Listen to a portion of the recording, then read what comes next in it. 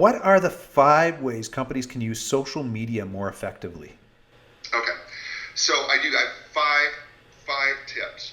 Number one, know your demographic. Okay, we talked about this earlier, but knowing your demographic is really important.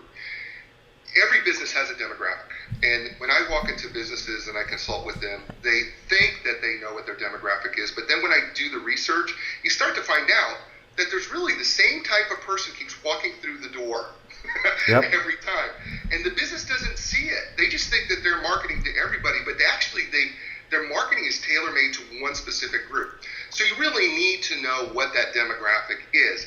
And then once you know it, you need to choose your platforms or your cultures wisely. Okay? I already talked about you don't have to be on every culture. So choose them wisely. And I'll give you a real prime example. Pinterest is a very interesting culture. Okay? It's dominated 80% women, 20% men. And the 20% men are not very active users, Okay. By and large.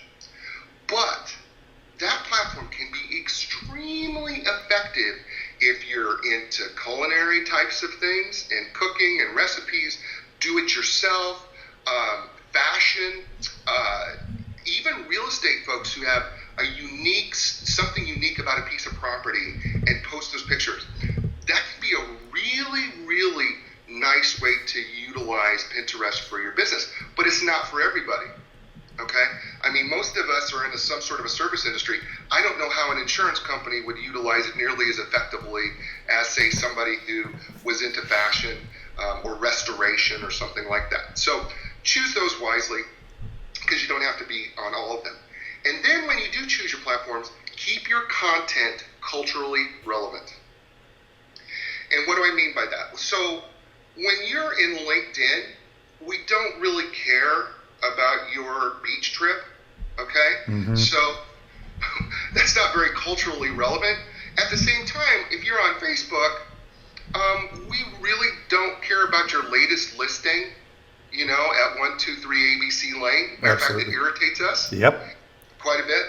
And so we need to be culturally relevant in terms of speaking the language that I talked about earlier, because there is a language to it. Stay casual if you need to be casual. Stay professional when you need to stay professional. Stay short when you need to be short, etc., so forth. So keep your content culturally relevant. Probably the fourth thing, though, that I think is probably, and the thing I talk about in the book so much, and it's really, I can't impress this enough, be authentic. We try to sometimes go outside of who we are, and we utilize these platforms in a way that we try to push the envelope or try to look like something that we're not, or try to say things in a particular way. And the truth of the matter is we connect with real, authentic, genuine people. And we like those people. And we not only like them, we trust them. And so we want to get to know people who are genuine and authentic and real. And it works. You do not trust people you don't like. Mm-hmm. You don't like people that you don't know. And we like to know real people. And it works in that way. And so I can't impress enough to the viewer, be authentic. Be genuinely you.